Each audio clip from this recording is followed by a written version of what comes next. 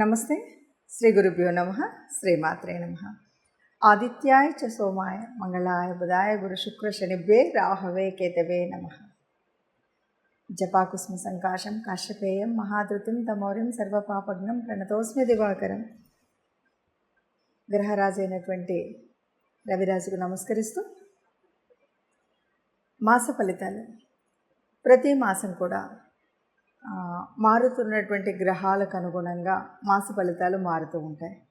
మరి ప్రతి మాసంలో మాస ఫలితాలు చెప్పుకోవాలా అంటే తప్పనిసరిగా చెప్పుకుంటే వచ్చేటువంటి మనం తీసుకునేటువంటి నిర్ణయాలు కానీ, చేయవలసినటువంటి పనులు కానీ, ఎలా చేయాలి, ఏ ప్రణాళికలు వేసుకోవాలి, ఏవి చేయకూడదు అనేటువంటి ఒక సరి అయిన దిశా నిర్దేశనం జరుగుతుంది. కాబట్టి మనం ప్రతి మాసంలో మాస ఫలితాలు, అలాగే పక్ష ఫలితాలు, వీలును బట్టి వార ఫలితాలు ఇలా చెప్పుకోవడం అనేటువంటిది జరుగుతుంది.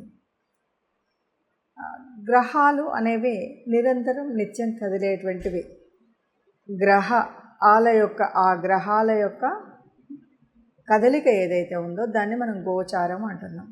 గోచారం మూలంగా అంటే జన్మజాతకంలో మనకు గ్రహస్థితి ఎలా ఉన్నా ఈ మారుతున్నటువంటి గ్రహాలు భూమి మీద ఉన్నటువంటి మానవుల మీద చూపెట్టేటువంటి ప్రభావానికి తగినట్టుగా మనం ఎలా చేసుకోవాలి, ఏం చేసుకోవాలి అని చెప్పుకోవాలి. ఆ విధంగా చూస్తే మరి ఈ మే మాసం అంటే ఏప్రిల్ 2024 మే మాసంలో గ్రహస్థితి ఎలా ఉంది, దీనికి ముందుగా అసలు గ్రహాలు ఎలా ఉన్నాయి, ఒక్కొక్క గ్రహం ఎక్కడెక్కడ ఉపస్థితిలో ఉన్నాయి ఇది కనుక చూస్తే ముందుగా మేషరాశిలో రవి ఉన్నాడు, గురువు ఉన్నాడు మొట్టమొదటి రోజు. కానీ గురువు మొదటి రోజు అంటే 1వ తారీఖు సాయంత్రం నుండి అంటే మనం 2వ తారీఖు లెక్క వేసుకున్నా కూడా గురువు వృషభంలోకి మారుతున్నాడు. మరి ఉన్నటువంటి రవి మరి 14వ తారీఖు మళ్ళీ వృషభంలోకి మారుతాడు. ఇక శుక్రుడు అక్కడే ఉంటాడు. ఇది ముందుగా మేషరాశిలో కనిపించేటువంటి రాశి గ్రహాల యొక్క కూటమి. తర్వాత కన్యలో కేతువు, ఇంకా కుంభంలో శని కనిపిస్తాడు. ఇక దాటితే మీనరాశిలో కుజుడు, తర్వాత బుధుడు, రాహు, ఈ ముగ్గురు అక్కడ ఉంటారు. బుధుడు 11వ తారీఖుకి మళ్ళీ మేషరాశిలోకి ప్రయాణం చేస్తాడు. ఇది రాసుల యొక్క స్థితి, రాసులలో గ్రహాల యొక్క స్థితి. ఈ రాశుల్లో ఇలా ఉంటాడు. చంద్రుడు 2.5 రోజులకు ఒక గ్రహం చొప్పున మారుతూనే ఉంటాడు.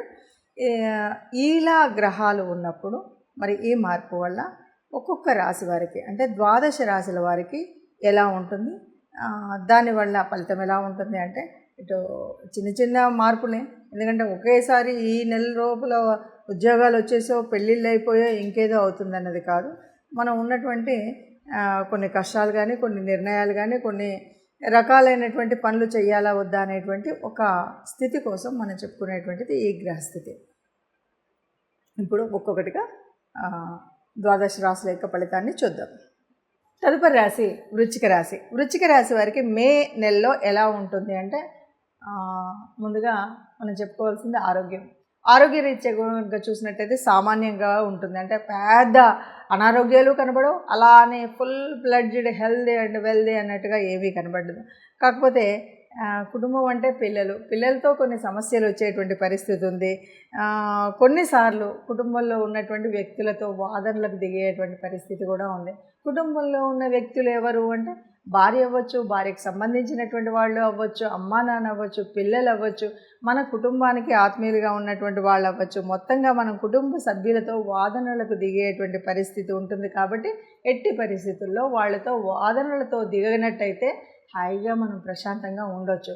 ఈ నెలంతా కూడా గుర్తుపెట్టుకొని మన ఇంట్లో ఉన్న పిల్లలు కానీ ఏదైనా సరే మనకు అనుకోకుండా ఆ పరిస్థితి అలా వస్తుంది. అలా వచ్చినప్పుడు చాలా సమన్వయంగా ఉండి మనం ఎలాంటి గొడవలకు వాటికి దిక్కుండా మాటకి మాటలాగా కాకుండా సమన్వయంతో వెళ్ళినట్టయితే బాగుంటుంది ఈ నెల అని కూడా చెప్పచ్చు.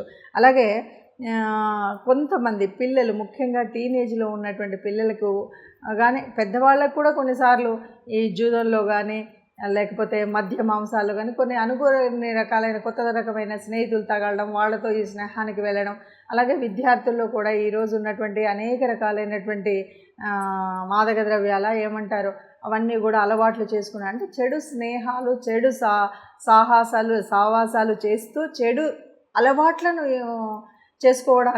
చేసుకునేటువంటి అవకాశం ఉంది. చేసుకుంటారని చెప్పట్లేదు, అవకాశం ఉంది. దీన్ని నియంత్రించుకోవడం కోసం మన మనసును మనం నియంత్రించుకోవాలి. మనం ఒక పద్ధతిలో ఉండాలి. ఎట్టి పరిస్థితుల్లో కూడా స్నేహం చేస్తున్నాం కదా, వీడేదో మాట్లాడుతుంటే చాలా బాగుంది కదా అని గబగబా ఎవరితోనైనా స్నేహం చేయడం కాకుండా, స్నేహం చేసేటప్పుడు చాలా జాగ్రత్తగా స్నేహం చేయాలి. ఏదో వదలలేనంత స్నేహం చేస్తున్నాము అంటే రేపటికి కొంపు ముంచుకునేటువంటి పరిస్థితి మాత్రం తెచ్చుకోకూడదు. అట్లాగే విద్యార్థుల ప్రయత్నాలు కొంచెం మనం ఇది చదివి ఎంబటే ఈ సీట్ వస్తుంది, దీనివల్ల ఇదవుతుంది అనేటువంటి కార్యరూపం దాల్చేటువంటి పరిస్థితి కొద్దిగా తక్కువగా ఉంటుంది. కాబట్టి శ్రమపడాలి, నిరుత్సాహపడద్దు, నిరాశపడద్దు, దీనికి అనుగుణంగా మనం ఉండాలి. మరి గ్రహాల స్థితిని బట్టి మనం ఈ రాశి ఫలితాలను చెప్పాము. ఇలా రాశి ఫలితాలు ఉండడం అనేది అందరికీ ఇలాగే ఉంటుందా, అందరికీ ఇలాగే జరుగుతుందా అంటే మీరు చెప్పారు కానీ మీరు చెప్పినటువంటి ప్రమాదం జరగలేదు, లేదా మీరు అన్నటువంటి అదృష్టం కలగలేదు, ఇలాంటి అనుమానాలు చాలామందికి వస్తాయి. వీటన్నిటికీ పరిష్కారం ఏంటంటే గోచారం అన్నది అందరికీ యాక్యురేట్ రిజల్ట్ ఇస్తుంది అన్నది కరెక్ట్ కాదు. మరి కరెక్ట్ కానప్పుడు ఎందుకు చెప్తున్నారు అనేటువంటి ప్రశ్న కూడా మీకు ఒకటి వస్తుంది. కరెక్ట్ కాదు అంటే ఉన్నటువంటి వాళ్ళకి చాలామందికి జాతకం తెలియకపోవచ్చు, అంటే జన్మజాతకం రాయించుకొని ఉండకపోవచ్చు. అలాంటి వాళ్ళకి దాదాపు అంటే కోటానుకోట్ల మంది ఉంటే అందులో ఒక 30-40% ఆఫ్ ద పీపుల్కి ఇది కనిపిస్తుంది. అంటే ఈ గ్రహం ఇక్కడ ఉన్నప్పుడు దీని ప్రభావం ఇలా ఉంటుంది అని.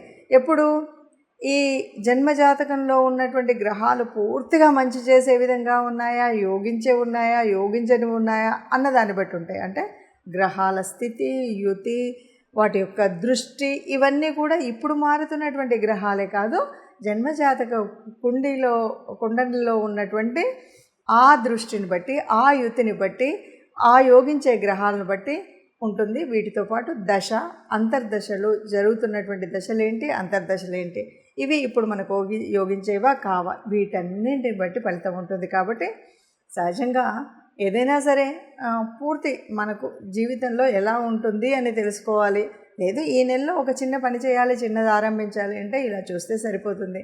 అలా కాదు, మాకు మా జన్మరీత్యా ఉన్నటువంటి దాని ప్రకారంగా నేను ఎప్పుడు పుట్టానో తెలుసు, date of birth, place of birth, time of birth తెలుస్తుంది అనుకుంటే మీకు నచ్చినటువంటి జ్యోతిషుల ద్వారా మీ యొక్క జన్మకుండలిని వేయించుకున్నట్టయితే మీ యొక్క పూర్తి జ్యోతిష్యం అనేది తెలుస్తుంది. దానివల్ల ఏ వయసులో ఎలాంటి ఉన్నతి ఉంటుంది, ఎలా ఉంటుంది, సంతానం ద్వారా ఎలా ఉంటుంది, సంతానం ఎలా ఉంటుంది, ఇవన్నీ విషయాలు తెలుస్తాయి.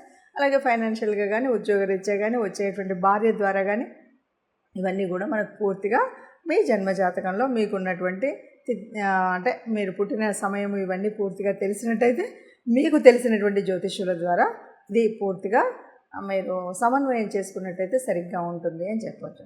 సర్వే జన సుఖినో భవంతు. నమస్తే.